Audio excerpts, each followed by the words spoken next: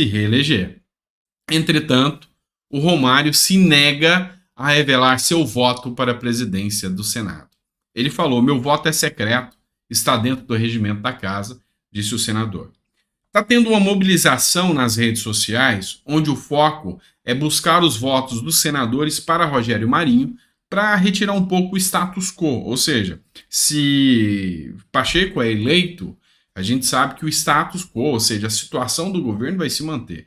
Não se abre, talvez até a própria CPI não vai acontecer. Ou seja, há um tom muito pacífico e muito alinhado a Lula em relação a Pacheco. E não é o que vários brasileiros querem. Então eles estão cobrando os seus parlamentares. E o Romário, tá, o baixinho, como é conhecido, né? E essa foto aqui é emblemática que o Pleno News traz, dá a entender quem seria o voto do Romário, tá? Então tem muita gente que está chateado em virtude disso.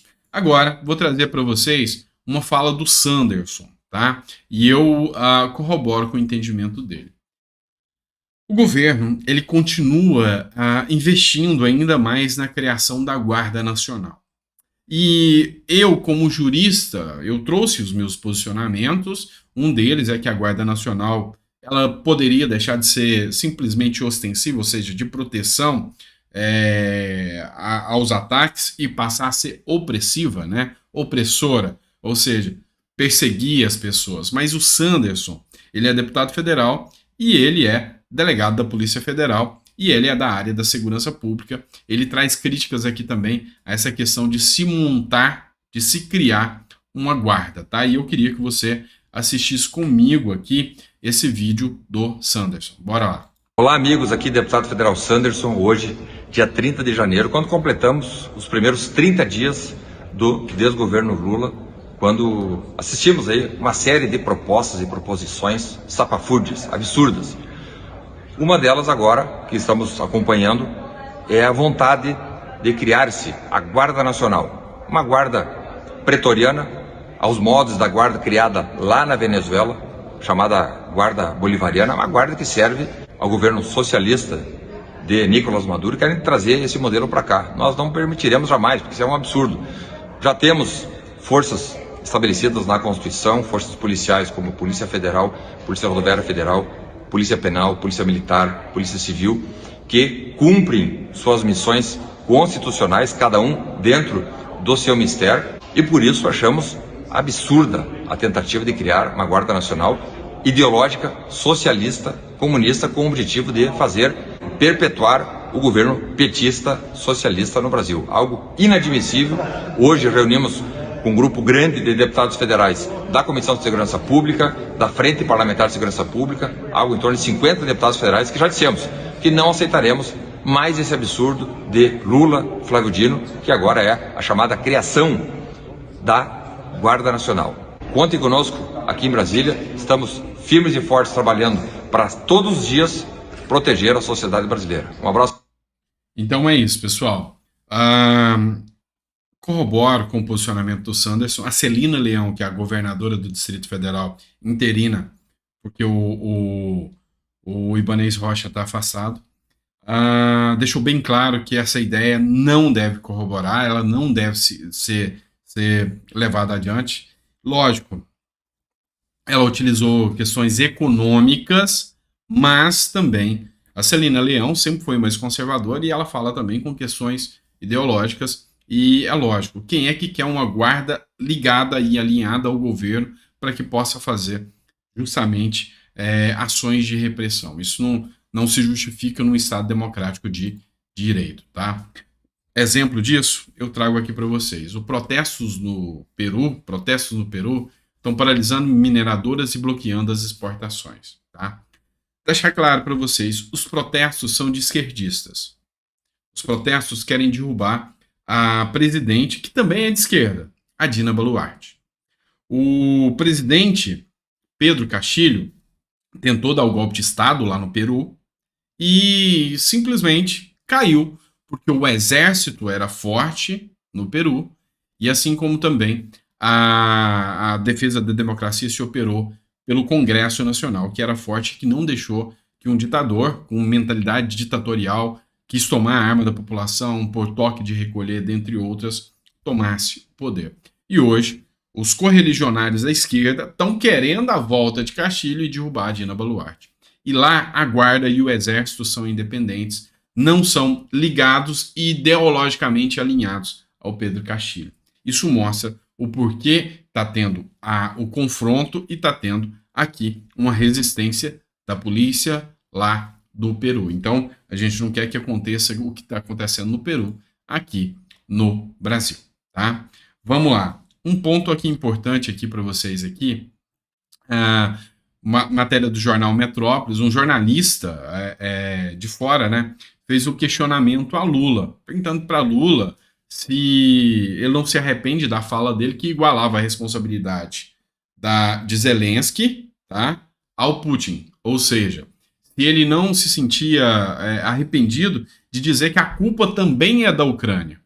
Lula deu uma resposta mais evasiva e sem noção do que todas.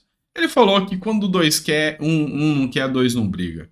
Não é assim que funciona, meu amigo. Quando alguém vem com armas e invade a sua soberania, você entregaria de mão beijada e diria que quando um não quer, dois não brigam?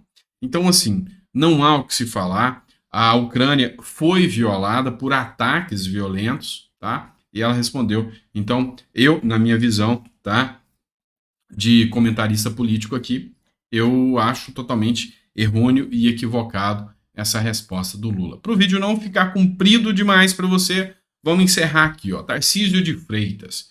Tarcísio de Freitas falou que dialogar com Lula não significa de forma alguma alinhamento político. Pelo contrário, é mostrar para ele que o Brasil tem jeito e talvez até ser um norte, mostrando que a iniciativa privada pode ser responsável por trazer empregos, por fazer geração de valor e fazer o país evoluir. Se seguir o exemplo de São Paulo, o restante do Brasil pode ter uma evolução. E de Minas também, que vem batendo um bolão, né? Então o Tarcísio falou que alinhar com o Lula é alinhamento para crescimento e não um alinhamento político. E deixou bem claro isso. Mas ele também veio aqui, matéria Terra Brasil Notícias, falou que ele não tem vergonha nenhuma de ter vindo pelo bolsonarismo e de ser do bolsonarismo. Embora ele já tenha falado logo no início que ele não é o bolsonarista raiz, aquele que tem idolatria pelo Bolsonaro. Então, foi até mal interpretado na época, mas ele falou agora que ele tem orgulho de ter vindo do bolsonarismo e que vai continuar e que o Bolsonaro sempre conversa com ele e que ainda é um mentor para o Tarcísio nas pautas econômicas. E é interessante, só esse ponto aqui para a gente falar, ó, não tenho vergonha nenhuma de ser do bolsonarismo, pelo que esse governo passou. Começou o governo, veio uma crise brutal na Argentina, interferiu as importações brasileiras. Depois tivemos o desastre de Brumadinho. Depois, a crise da Covid, o que foi a maior crise que a nossa geração já enfrentou, disse Tarcísio. Então, Tarcísio disse que o Bolsonaro é o seu padrinho político e vai continuar sendo o seu padrinho político e que sempre está em diálogo com o Tarcísio. E aqui no programa do Pânico na TV, Tarcísio bateu um bolão, falou sobre investimentos, infraestrutura e como isso pode ser utilizado para aumentar, criar geração de empregos e valorizar o governo, trazendo investimentos para 2023. E da mesma forma, tem também uma fala de Romeu Zema, tá, que ele postou nas suas redes sociais, que ele falou no encontro com os governadores, que o momento agora é de fazer o Brasil crescer, parar da área ideológica e agora é correr atrás para buscar investimentos. Romeu Zema, que vem fazendo um trabalho, pegou um estado do governo PT no vermelho, deixou as contas no azul, vem trazendo o crescimento econômico do estado, e a intenção de Zema, o projeto de Zema, é que seja a segunda economia do país até o término do seu mandato. Lembrando que hoje a maior economia é São Paulo, a segunda Rio de Janeiro e a terceira é Minas Gerais. E Minas Gerais já vem trazendo os indicadores econômicos próximos ao Rio de Janeiro e que possivelmente ele conseguirá superar sendo a segunda economia do país. O Romeu Zema traz essa pauta aí. Tá bom? Espero que você tenha gostado. Ficou longo, mas a gente abordou temas importantes aqui para vocês, tá? Desde já eu te agradeço. Obrigado por tudo e a gente continua trazendo conteúdo para vocês. Um grande abraço e até a próxima.